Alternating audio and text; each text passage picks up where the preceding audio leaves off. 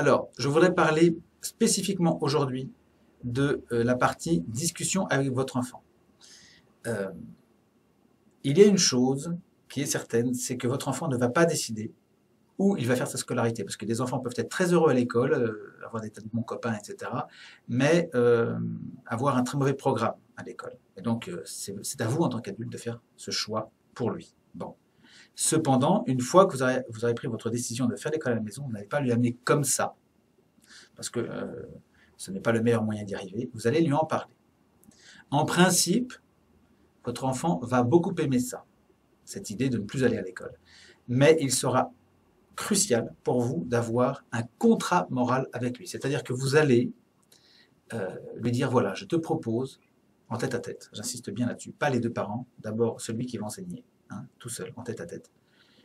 Je te propose de faire l'école à la maison, mais il faut que tu saches une chose. Je suis d'accord, on va le faire, mais j'ai besoin que tu me donnes un coup de main à la maison pour du repassage, pour faire des courses, pour ranger la maison, etc. Parce que je n'ai pas l'intention de t'avoir à la maison comme à l'hôtel. Tu vas me donner un coup de main. Et je veux que tu m'aides plus que quand tu vas, que si tu allais à l'école, dans la situation actuelle, il faudrait que tu en fasses davantage. Et puis par ailleurs, je veux que tu travailles, et puis je veux que tu te couches avant 22 heures, et puis je veux que tu arrêtes la télé. Enfin voilà, vous présentez l'ensemble de vos exigences. Vous ne mettez pas trop quand même, mais réfléchissez-y, prenez le temps de mettre sur une feuille de papier, et vous lui mettez ce à quoi vous tenez. Réfléchissez bien, prenez le temps, parce qu'une fois qu'il aura dit oui, il ne faudrait pas lui ajouter une couche après en disant oui, mais je voudrais aussi que tu fasses ça, parce qu'il n'a pas trouvé ça juste. Donc, vous avez un contrat moral avec votre enfant. Et vous lui présentez votre paquet complet. Éventuellement, votre enfant aura peut-être quelque chose à vous dire. Et vous pouvez lui demander, est-ce que de ton côté, il y a quelque chose à laquelle tu tiens beaucoup? Alors, vous verrez que ça dépend un petit peu des âges. On ne va pas demander à un enfant de 5 ans ce qu'il voudrait, bon, sauf à lui faire plaisir, évidemment. Mais en général, c'est plutôt avec des enfants plus âgés qui ont une exigence. J'aimerais pouvoir travailler dans le calme dans ma chambre. Bon, je ne sais pas, il peut vous dire quelque chose à ce moment-là. Essayez de voir si vous pouvez prendre en compte une demande de sa part. Voilà. Donc cet aspect contrat moral est très important et je voudrais bien insister, ne partez pas à l'école, à la maison, sans avoir eu cette conversation très bien à plat. Alors j'ai dit en tête à tête dans un premier temps. Ensuite, parlez-en à votre conjoint. Et lui aussi aura une conversation, alors pas aussi poussée peut-être. Hein. Lui, il n'a pas d'exigence à proposer. Hein, donc, s'il a des exigences, vous voyez ça avant avec lui. Mais chacun ne va pas passer au guichet en disant bon, moi aussi je veux bien, mais j'ai mes propres conditions, ça ferait un peu trop. Donc, c'est la maman ou le papa, en tout cas celui qui est enseignant, qui présente les exigences des parents. Ensuite, une fois que cette conversation a eu lieu, l'enfant voit son papa, ou la maman si c'est le papa qui enseigne, c'est quand même plus rare, et le papa, ou la maman, lui dit j'ai vraiment besoin de pouvoir compter sur toi.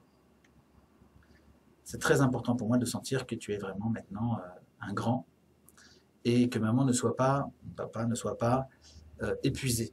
Donc je compte sur toi pour bien travailler et puis moi de temps en temps je te demanderai où est-ce que tu en es le dimanche, le samedi si je suis là. Je te demanderai un petit peu des nouvelles. Mais je compte vraiment sur toi parce que si ça se passait mal, je serais extrêmement fâché. Donc je compte sur toi. Voilà. Bon, vous lui tenez un discours, alors la tonalité que vous voulez, comme ça ou autrement, mais c'est important qu'il passe devant chacun des enfants, devant chacun des parents. Pourquoi est-ce que je ne dis pas les deux parents ensemble? Parce que ça fait un petit peu tribunal. Donc on peut en parler comme ça à table de manière informelle, mais s'enfermer dans une pièce pour un tête-à-tête avec un enfant d'un côté et les deux parents de l'autre, ça peut être un petit peu contraignant et du coup le contrat moral de l'enfant va être un peu à l'arraché et donc il ne va pas vraiment participer. Il vaut mieux que ce soit un contrat entre adultes, le plus possible entre adultes, c'est-à-dire votre enfant il est considéré comme un adulte, vous lui parlez comme un adulte, il vous fait ce contrat moral. Et ensuite, alors si c'est la maman qui commence et qu'elle a eu ce contrat moral avec son enfant, eh bien elle conclut en disant écoute, je vais en parler à ton père et je voudrais qu'il te parle un petit peu, que tu lui présentes toi-même ce que tu voudrais. Et il va être très content. Tout va bien se passer. Bon, vous voyez, si vous suivez un petit peu ce canevas, ça va super bien se passer.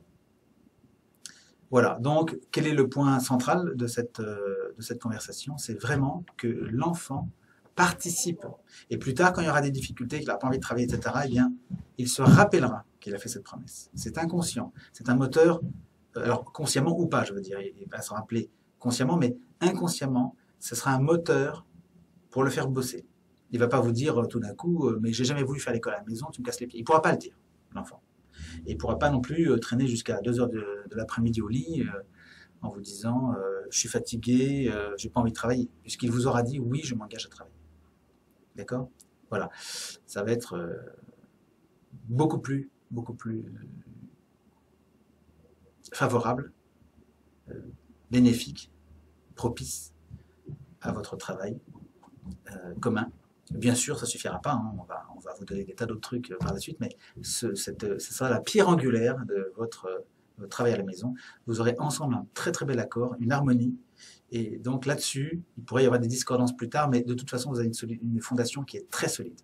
Voilà ce que je voulais vous dire.